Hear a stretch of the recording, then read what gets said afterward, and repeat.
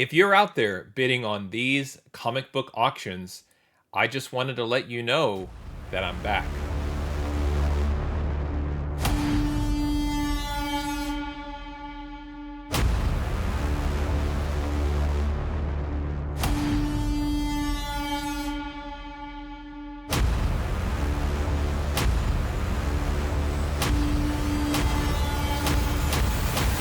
Hey there, today I have an unboxing video, and in this video I'm going to open up a set of comic books that I won at auction on the HipComic platform from the seller Infinity Comics. And this was the first set of auction wins that I won and were shipped to me, and my return from my hiatus. I'm not sure if this is a break or even what a hiatus is anymore. But when I started to look again and browse the auctions, couldn't really help myself when I started to look at the books they had available. One book in particular really drew my attention, and it is in this shipment, and I can't wait to unbox it and also look at the condition and talk about some of the advertised conditions, and just kind of getting back into the routine and the same habits and rituals that I had before when I was preparing for bidding on books from Infinity Comics, which still is the perfect name for this seller because, I mean, every time that I look at one of their auctions, I am amazed at just the variety, the quality, the quantity, and just the sheer amount of books that they're putting up for auction. And I had missed several months as I took a break from participating in these auctions and got a little nervous, like at some point they have to run out of comics. And lo and behold, when I returned and started looking at the books they had available at auction, it was more or less the same books that I had been looking at months ago, and they were there. And it's just a matter of finding the books that you want and also doing the research in terms of the pricing and figuring out your bid ranges, and then also doing the best that you can to review the scans. And it's something I want to think about how I can kind of present this information and kind of the thought process in terms of reviewing the scans at the time, the listed condition, and then ultimately looking at the condition of the books that I received to kind of see how things line up. I have kind of a general working theory in terms of how they list books and what conditions they're in, and then also dealing with the bidders that are my nemesis on the site. There's a handful of usernames that I kind of know we're all kind of targeting the same books. I'm not sure who the user collector auctions is, although I think I have an idea. No, he's not one of those on my list, but I do see him on occasion there. But there's a handful of, just call them kind of like anonymous bidders, that usernames that I recognize, and I feel like they're more inclined to snipe me at the last minute. And I don't know, it's because if they recognize my username on eBay, the bidder username is masked, so you can't see who the high bidder is unless you're the seller. And even if you go into the bid history, you can't see who's been bidding on the books. It is something that, I don't know, from a privacy perspective, I think HipComic needs to look at, but you can actually go and see the complete history of who's bid on it, the full handle.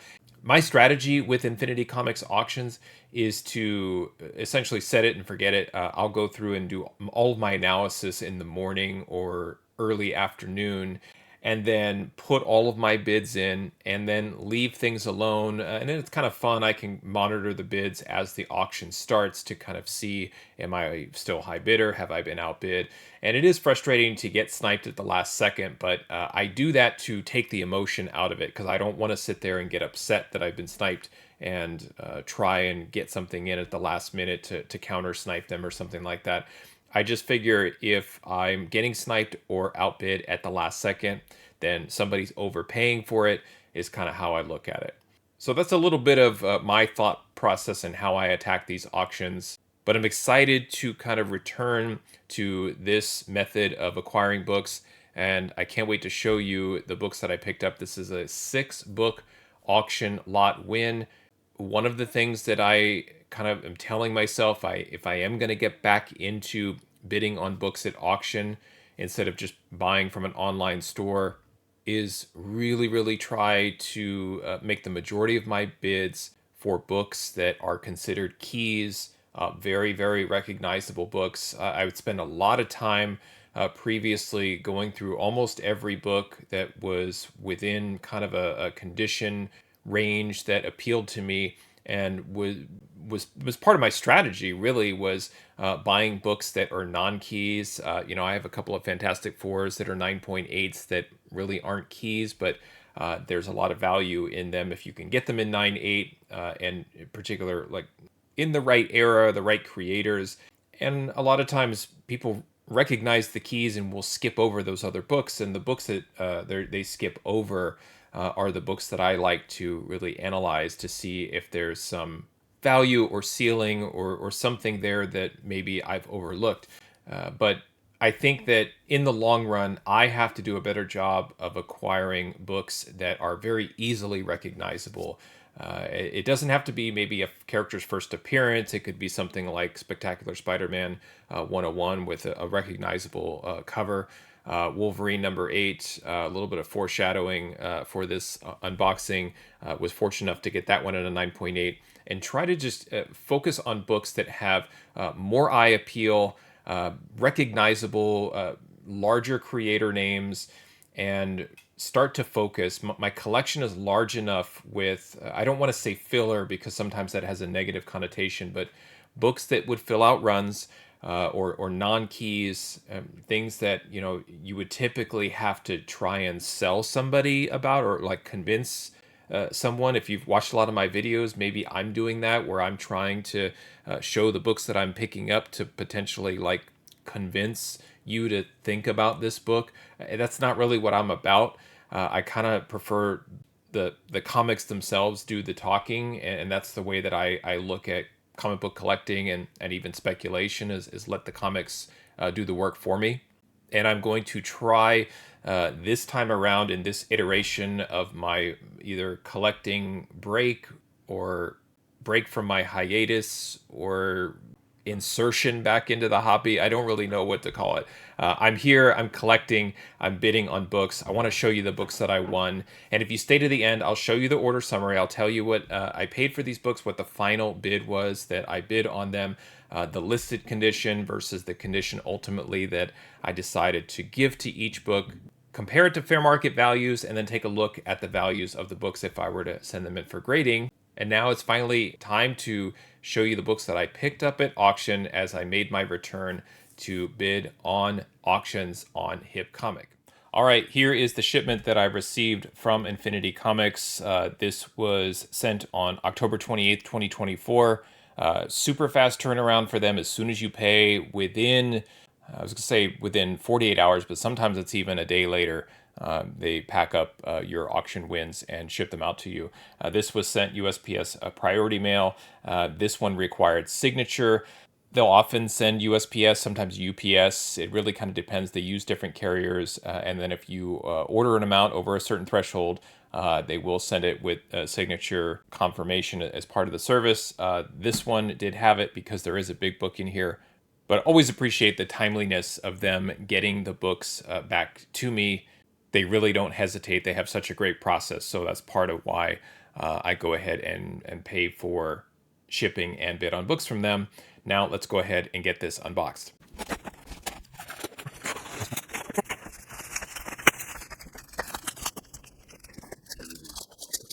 Okay, got through it. Packing peanuts, scotch tape, two of my least favorite things, but understand it's part of the process. It's all about getting the books to you safely.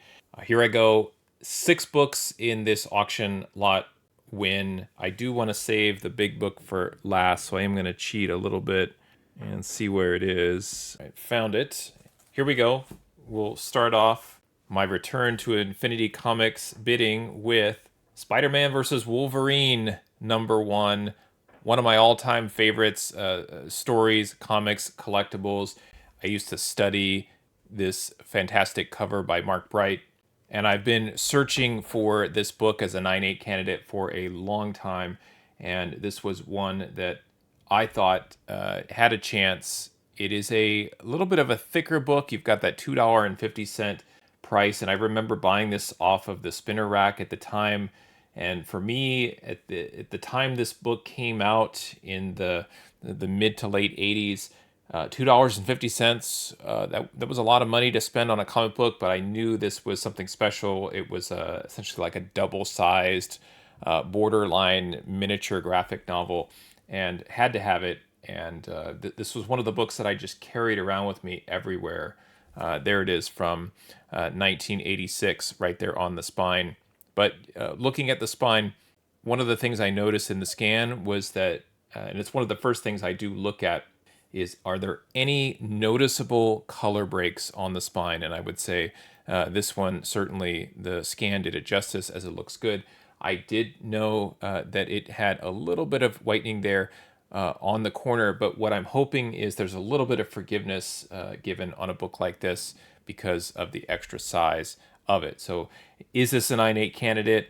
It could be. I'm not exactly sure until I take it out of the bag and board. But this was a very, very strong copy. And these are the kind of books that I do end up targeting at Infinity Comics that, based on their listed condition and the condition of the scan, there are times where I feel like they are undergrading the books by 1 or 2 grades. And so I'll go over those details at the end in terms of what condition they were listed in, so you can see and compare what the book looked like during the unboxing versus what was advertised. A little bit of foreshadowing earlier. Wolverine #8. Love this book. Was so happy and fortunate to get the copy that I picked up from Mile High Comics, graded in a 9.8 by CGC. And then when that was actually en route to me, like it was already at CGC, scheduled for grading, and potentially even on its way, literally in transit, when this book came up at auction and I bid on it, where I was just telling myself I really would like to own a 9.8 copy. And now, from the looks of it, maybe I have a shot at 2. So this is the condition of Wolverine #8. And you can see the spine just looks really nice and solid. And I do take time on the books that I'm interested in to zoom in on the scan. And it's something like this that becomes, questionable, where you see there is a little bit of softening down there, but not much. And it looks very similar to the condition of my 9.8. Edge is super sharp here. What I will say is sometimes the back of the comic it tends to get a little bit dirty, or that's something that they flip over and look at. But a book like this, I think what they will tend to do when they do put their listed condition up is they don't want to take any chances, right? So if I'm grading this book with that edge, I'm thinking 9.4, 9.6, right? I try to grade conservatively myself, but what they do, because they're selling the books, is they don't want to mess around and they don't want to disappoint. And I think that is one reason that I think Infinity Comics is popular, not only for the selection, but for that reason. Let's show some more examples here. Doctor Strange #1. Certainly, hopefully, you agree that I'm targeting a little bit of more traditionally well-known, certainly not Grails or Mega Keys or anything of that nature, but just really solid Marvel and DC comics of significance. And Doctor Strange #1, I had picked up a copy a while back, and it was a little faded, and it ended up not being quite in the near mint condition that I had hoped. And this one I thought was pretty strong. Now this one does have a little bit more corner wear than we saw in Wolverine #8. And then if I'm going up and down the spine, you'll see a spine tick here. Now I don't remember seeing that in the scan. I think, I'll have to go back and look at my final bid, but I might have maybe bid on it at the listed condition. We'll see as it turns out. But otherwise, except for that one, which is tough, that's probably going to keep it from getting a 9.8. And then up in here, I did notice some creasing right by Doctor Strange, right up in here. That there's just some almost like some staple pressing or stacking that would have to be pressed out. And then up here also, this corner is not perfect, but something like a 9.0 to 9.2, maybe even a 9.4, but I probably settle in on a book like this at a 9.2. And so what I do when I'm prepping to figure out what am I going to bid, A book like that, let's say in general, is something like a VF. They list it as a VF or a VF minus, and then I will adjust my range all the way up to like a near mint minus. So I'll start looking at books somewhere in like the 7.0 to 9.2 to figure out what I want to bid. That way, if it does come back from CGC higher than a 9 or a 9.2, then I'm very happily surprised and pleased. Next is Doctor Strange #2. A lot of attention was given in the auction to #1, rightfully so. And then #2 right after it was much more affordable. And then looking at the condition of this is another reason why I wanted to jump on issue 2. It does have the miswrap, which will sometimes protect the spine. A little bit of a stack increase there all the way down, but this looks to be in better shape than issue 1. Really, really sharp all around, edge to edge, corner to corner. This one I thought looked just tremendous, and a little bit of whitening there, but if I was saying that Doctor Strange #1 was a 9.2 candidate, this is probably somewhere around a 9.4, maybe even a 9.6, and I thought getting issue 2 was a really nice bargain as compared to what issue 1 ultimately went for. Last in this Doctor Strange little mini run is Doctor Strange #6. Just tremendous covers also by Frank Brunner. Same as issue 2, is slightly miswrapped, which I think does help protect the spine from spine ticks, or at least visible ticks away from the art. And this one has a little bit of corner wear. That one's tough. That might be a deal breaker for a 9.8. But still, I don't bid on these books thinking, well, what are they going to get in a 9.8? And then I kind of work backwards from that to figure out what I'm going to bid on it. That is not a winning strategy for me, because if I did that with Doctor Strange 1, I would have way overpaid for it, and then it would have had that disappointing tick, and I would have been kind of on the wrong side of that pickup and in that investment. So I try to kind of find a middle ground, I would say, between what is the ceiling in a 9.8, what is their listed condition, and then what is a condition I am comfortable assigning the book based on the scan without overgrading it. They've undergraded it. I don't want to overgrade. Let's find somewhere in the middle. And that's how I set my bids. The last book that I won is really the book that drew me back in. I would have many days where I would go to HipComic. I would click on the auction events. I would see the books. I'd get excited. I'd want to bid. And then I'd close it. I wouldn't go back. I try to distract myself. I am a very, very happy and probably addicted comic book collector at this point, but thoroughly enjoy the hobby. So it's been difficult for me to really have the willpower. When I saw this one, I'm like, nah, let me just go in and check the condition, because I have a copy and I have a copy graded, and I bought it probably at the peak around 2021, most likely, or late 2020. I bought it from Heritage graded already, and it's mid-grade, and paid quite a bit for it. Now that prices have come down, I probably paid a lot less for this book than I did the graded copy, even though I paid a lot for this because it was in high grade. And let me show you the book, and let's talk about what we're going to do with it. This is X-Men 101. Probably in my top 5 all-time favorite comics. I don't need to go into the reasons and sell you on it, because again, like I said, I prefer that the comic itself do the talking for me. But Jean Grey Phoenix. Phoenix is my favorite X-Men character. And so, with books like Iron Man #1, X-Men 101, and even Spider-Man versus Wolverine #1, these books have special meaning for me. And 101 is a book that I had coveted since I picked up my first X-Men comic. This one to me had a lot of potential, and again, because the spine looked so good. I do want to be careful with this, just because I am a little nervous, especially for the amount of money that I paid for it. And so I am going to leave it in the bag and board, but we'll zoom in here and really show you just how nice this spine looks. In the scan, I could not find a single tick, and I don't see one. So right there, that's kind of how I start. And if you are looking at auctions, it doesn't have to be Infinity Comics or HipComic. It could be eBay, Comic Link. It doesn't matter. There are books that you want to study a scan. And I remember reviewing the scan of this book on my desktop, on my phone, zooming in, going back multiple times, looking at it. Is it too good to be true? What did I miss, right? I did spend a lot of time with this, but typically with the books, if I want to kind of have a baseline as far as like what do I want to potentially bid, or what kind of range or condition am I looking at, I start with the spine, I zoom in, I go top to bottom, and just kind of go give it a once over and go, I don't really see anything major. Okay, the corner looks generally sharp. Do I see any writing on the cover? Is there any like moisture damage? Or just really obviously, is it really thoroughly dirty?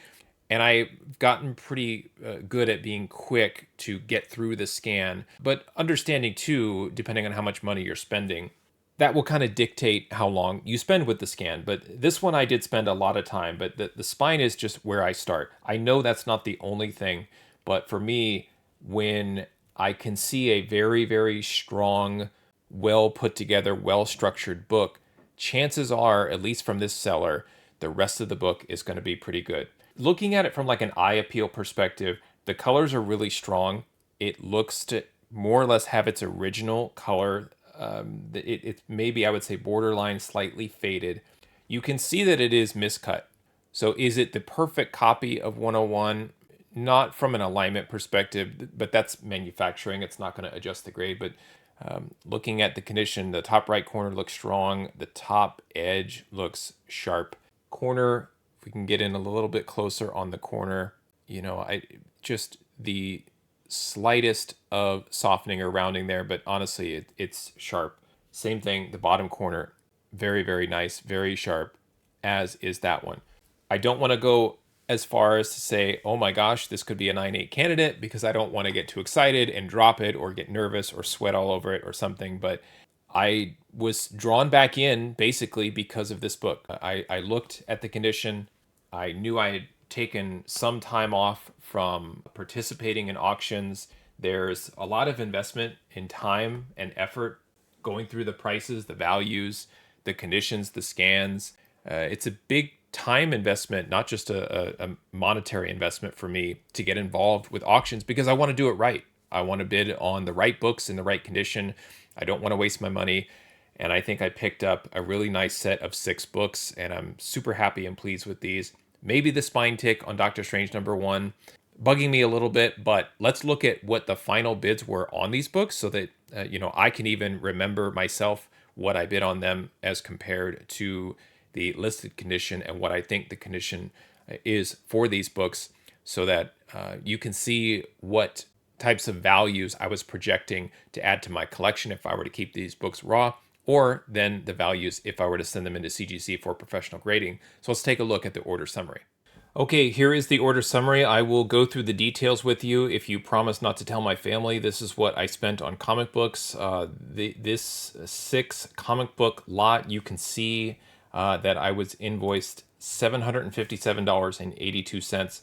This is the sort of consequence of targeting bigger books and keys like this, and it was something that I had to kind of have a discussion with myself, and I wrestled with this idea, and thinking about the types of orders that I've placed in the past and the types of books that I bid on, getting things like 30, 40 book lots, and looking at the invoice amount, thinking about like my pre-orders from Things from Another World and the amounts of money that I was spending on that, and getting multiple orders from them per month.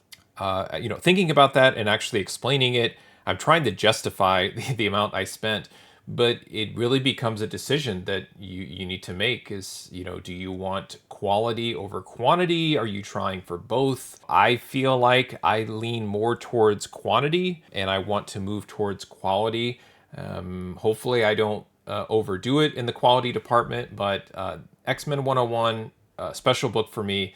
And as I just agonized over the scan, it was the most expensive book. You can see the amount here, the actual amount that I paid, $504.52 specifically just for that book. Now, in terms of the auction, under the amount, that's the final bid that I ended up winning each book at. And then the actual, I live in California, so I have a 9.5% tax on each book. And that is something too that I have to be mindful of and aware, because you can see I ended up having to pay an additional $40 just as a fee. It's something too when you're analyzing like where are you getting your comics from. I can hear the arguments now. You know, you could go to a local show and find that book in high grade and get it for a lot less than what you paid for it at auction and not have to deal with those fees. You could just give them cash. I hear you, but I can do more remotely through like looking at scans and inventory and looking at my pricing data and value data and my collection spreadsheets and all of that. And so for me to pay like a $40 fee or $40 tax on the book, it's part of it. It literally is the fee for not doing maybe what other collectors are doing, and I'm okay with that. I understand that that's something that I have to accept. So the final bid, $460.75, the most I've ever spent on any raw book ever, and that was part of it. And so it was a big decision for me, first of all, to get back into the auction game, and then also to put that much money into one book. You saw the book, you saw the condition. Yes, it was in the bag and board, but it's not like it's going to go from whatever you saw to like a 6.0. It's not like the back half is torn in half. It is what it is. I mean, it's at least a 9. I mean, right? I mean, it has to be. And if you can see all the way to the left, hopefully I'm not giving too much of my method away, but X-Men 101 in a VF. That book's not an 8. There's no way. There's no way that book's an 8 unless there's some sort of page tear in the middle. There's no way. And typically that's not the case for these books. I don't know what's going on. I don't know if they have certain thresholds for grades, or if everything looks near mint, they give it kind of a VF designation, VF plus, minus, whatever. But there's no way. And that's when I was looking at the scan. It has to be a 9. So what I ended up doing was bumping it up into that condition range. Like, what if it's a 9? What if it's a 9.2? And then making my bid adjustment accordingly. Before we get into the potential grades, let's look at the rest of them and kind of compare my final bid, what I actually paid, against the cover price, fair market value. When I don't assign a book a grade, then I take the highest raw value from cover price. Sometimes it's under the no grade, sometimes it's in a random grade. It's not always the highest condition that has the highest value, if that makes sense. Cover price values don't always make sense to me, but that's how I assign the fair market value for the book when I don't have a grade. Now, moving over to look at some of the other summaries, you can see my total cost, and what that is, it's the final bid plus tax plus shipping that was distributed across all of the books in the order. So you can see my total door-to-door total cost, and then the raw value column is the potential value add to my collection if I were to keep the book raw. I know a lot of times, in terms of like your strategy for buying comics and looking at adding value, call it kind of the basic buy low at high value book, trying to find that mega grail in a dollar bin sort of strategy. That doesn't always work for me. What I do is I try to buy low that has a high ceiling that's maybe not explicitly clear or evident from fair market value. Maybe it's a book that has a low CGC 9.8 census. In the case of X-Men 101, it was a big key. It was a key in really nice condition, and I thought that even at the final bid price, my total cost at $505.52, there was still more potential in the book even at that amount. You can see from a high raw value in any condition, it goes for about $650 according to cover price. So getting it for roughly $150 under fair market value, I thought that was pretty good. Even if you're going to flip it somehow and take a hit like on eBay paying a fee, you're still going to, at worst, get your money back. And that is something I build into my sort of risk tolerance, and my strategy is to make sure that I'm not overreaching on any book or going beyond the risk that I'm comfortable with. So even though it was a lot of money spent, I did feel like it was still a fairly smart and intelligent pickup. Looking at the other books, and not to make this all about X-Men 101, but I am excited about the shape of the book. The Doctor Strange books, Doctor Strange #1, my total cost was $90.31. That has a fair market value, high value of 140, so a almost $50 value add. Doctor Strange #2, I really thought it was in better shape than 1. I paid $42.46 for it, $5.46 loss. Doctor Strange #6, though, kind of going in the other direction, paid about $10 to pick that up with a $56 value add, as Doctor Strange #6 is worth $66 according to cover price, the high value. Now, Doctor Strange #1 was a VF minus. Again, it could have been a VF. They saw the spine tick, maybe knocked it down. I don't know. Doctor Strange #2 in a VF. Doctor Strange #6 VF plus, all in that range. You're not going to see these books listed as near mint. I think the highest grade you'll ever see a book from the 70s or 80s or any sort of key will be very fine near mint.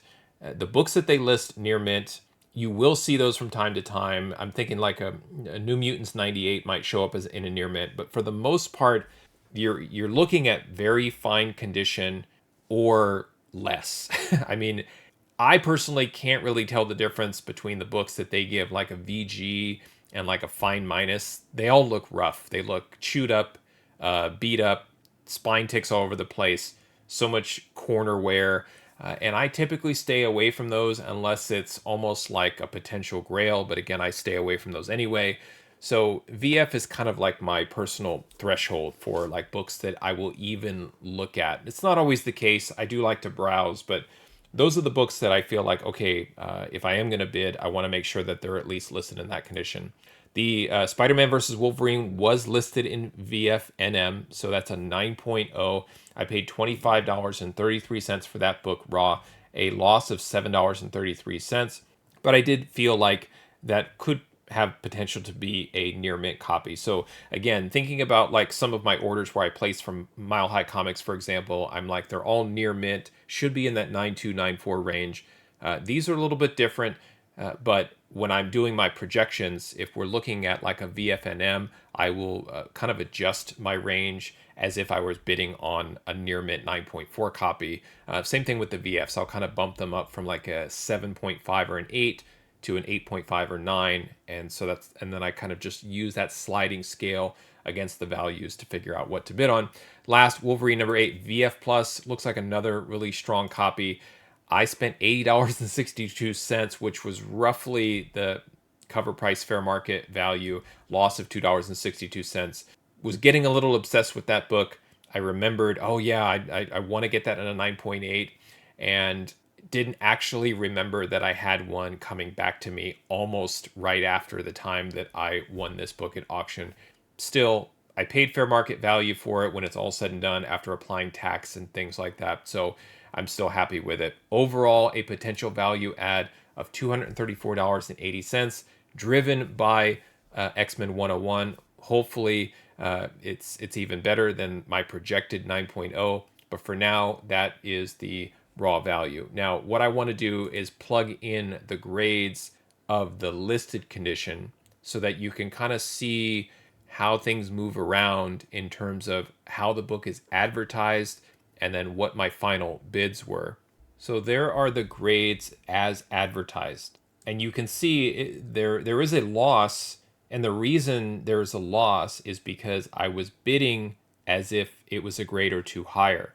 But I'm not that far off. Yes, a loss of $97, that's a lot of money, I get that. But even the X-Men 101, and remember, I paid $40 of tax, and maybe I will go back and look at how I calculate what my, low, mid, and high bid ranges are and factor in the tax. I probably should be doing that more.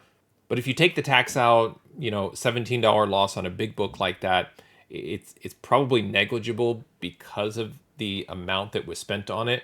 And again, kind of justifying maybe the risk tolerance that I talk about, where I'm like, well, if it does end up coming back and it is an 8.0, maybe I roughly break even. No, this wouldn't be a break even. It'd be a loss of $57.52. But in general, this is kind of the method where I'm looking at the grade and what the value is in the advertised grade, but then what if I went up a grade? What if I went up 2 grades? And that helps me determine my max. So let's do that maybe one at a time just for fun. Because that's the theory, right?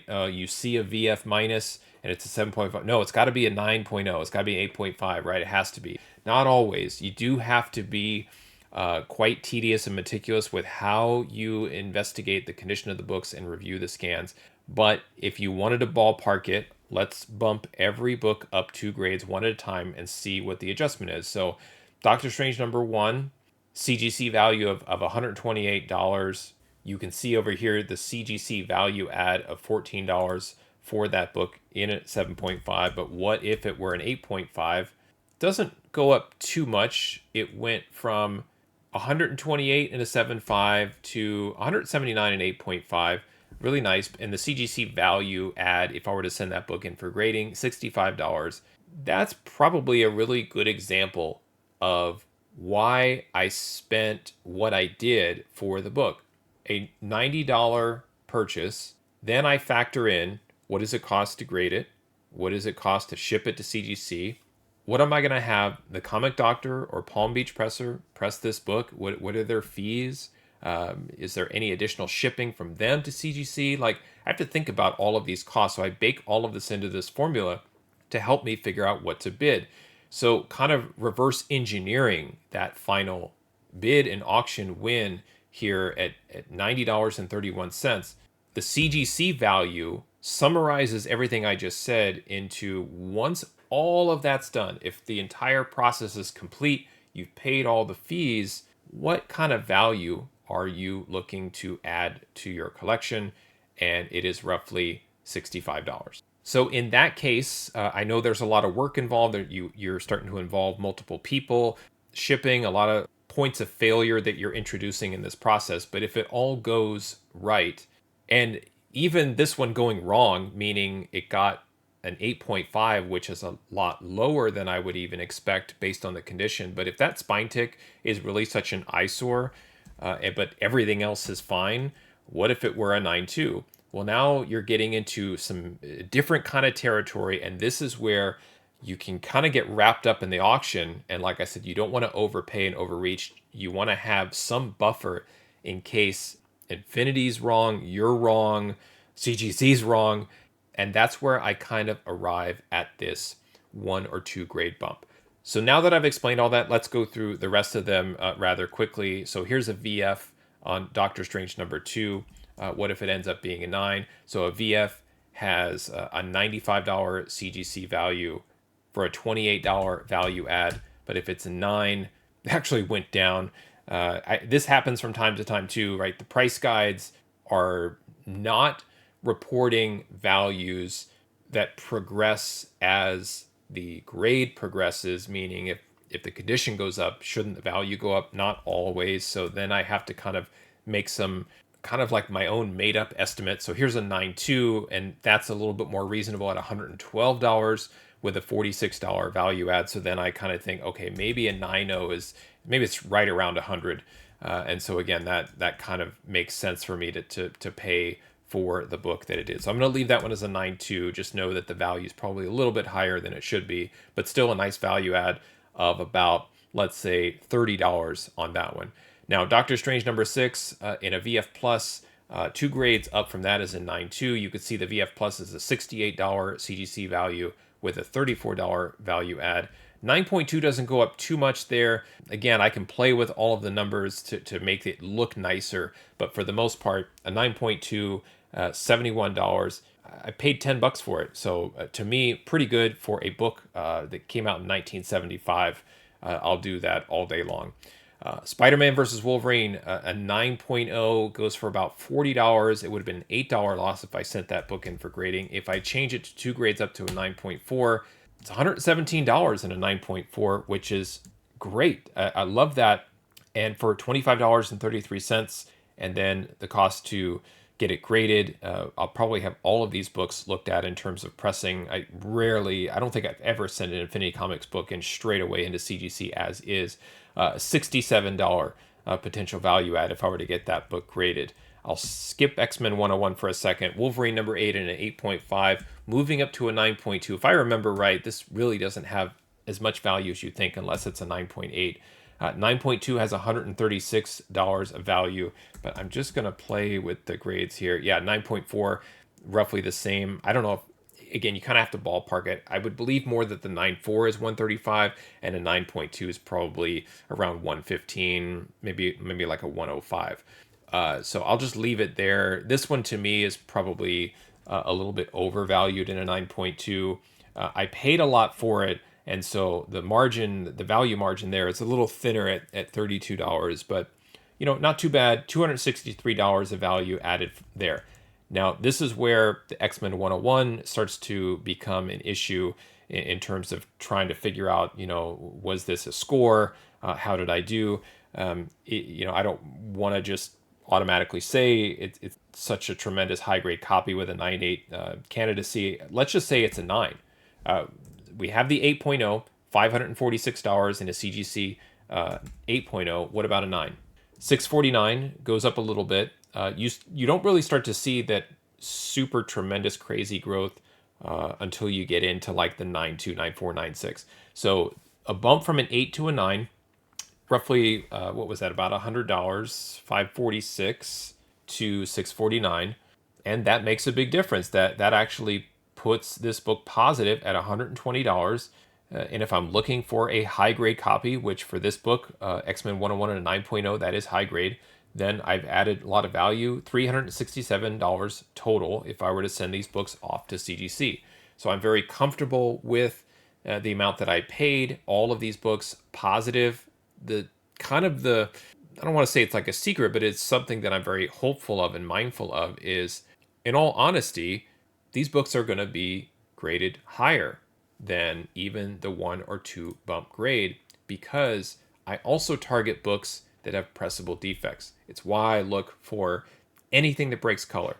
Again, I'm a little bit upset with myself on that Doctor Strange number 1, and now I'll probably be after another copy of that, because that spine tick, really, you couldn't miss it. And I did, for some reason, just overlooked it in the scan, and you have to be careful. So that one, probably, I won't overgrade or overestimate the potential on that one because it has a color break.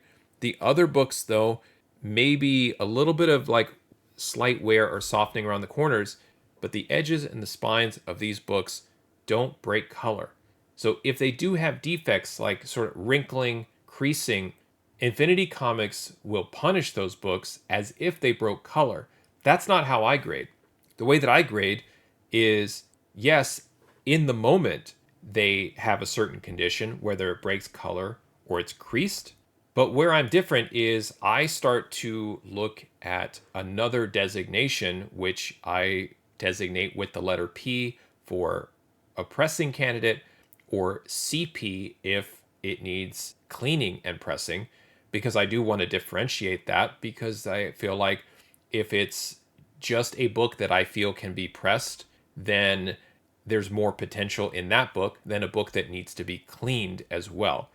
There's other, as I mentioned, like points of failure. If I have somebody dry cleaning or even wet cleaning a book or doing some experimentation with it, could be an additional cost. It could be additional risk in terms of handling the book and so forth. So that's where it's not that I give it a different grade point, but there's more potential in a book that has pressable defects that I have determined could be pressed and improved than a book that's not. So for Doctor Strange number 1, I'm probably giving it a grade. I might mark it as a pressing candidate, or I may just cap it as like a 9.2 with that spine tick and just say that's what it's going to be. Now, if I am going to submit it for grading, I will, for the most part, get all of these books pressed, because I do want to max out. I want to give the book everything I have before I would submit it for grading. But there's a couple of potential jumps that, and I'm going to be very careful here, that a book like this hopefully will make. It has the undergraded condition potential, right? Where Infinity has said it's an 8.0, and based on what I've seen and my experience, it's probably a 9. But then also, if I were to send it in for pressing, how much more potential could it get? So I try to find those books and look at the scans, and I look for certain things. And what it's a little bit of a game where I will look and say, okay, I think that's why Infinity gave the book the grade that it did, because on the back left, I see a little bit of an indentation, or maybe there's some color rubbing, a spine tick, a corner, a dog ear. I look for very specific reasons why they're punishing the book. And it's not just like, well, you're just grading the book. Yeah, I'm screening it. But there's certain things where if they're grading 300 books for every auction, then what they're doing is they're looking for certain things and going, we don't even want to mess with that. We're just going to give it a VF and post it. And if I can find those books and find the reason, then I can see whether or not the book was worthy of the punishment and the low grade that it gave to the book. And if I feel like it's a situation where they have not done the book justice, that's a book that I'm going to target. I'm going to favorite. I'm going to put in a high bid. I'm going to max my bid. I'm going to watch it, and I'm going to hope that I win it. The X-Men 101 book, I already have a feeling, and I've done this before where certain books, as I'm recording this and showing you live, there's some real potential in that book. So that's going to be a fun book to kind of take on a journey and see end to end when it comes back finally from CGC. And I'll probably reference this video, reference the order summary, the story, the price, the whole thing, and see, in these cases, just how right or how wrong I am about this process. But these are the kind of books that have drawn me back into looking at auctions as a really good source to add quality books, keys to my collection that I think I've kind of been lacking for quite some time. So I'm really excited to kind of shift how I collect a little bit, but still staying true to my methods and my routines. Really appreciate you listening and kind of going through this 6-book order with me. And I spent a lot of time going through the details because I've won some other books at auction. Hopefully that's not too much of a shock or surprise. So I'll be able to rip through those books, not physically tear them, but go through the unboxing and show you those books that I picked up, because I'm really excited about some of the books that have become available and have presented an opportunity for me to bid and acquire them, and can't wait to share those with you in future videos. Let me know how you think I did with this specific auction. Do you agree or disagree with some of the points I'm making in terms of the strategy? Do you kind of deploy something similar? Do you stay away from auctions? Would love to get your feedback and hear your story as well. Thanks for watching. Happy collecting, and see you next time.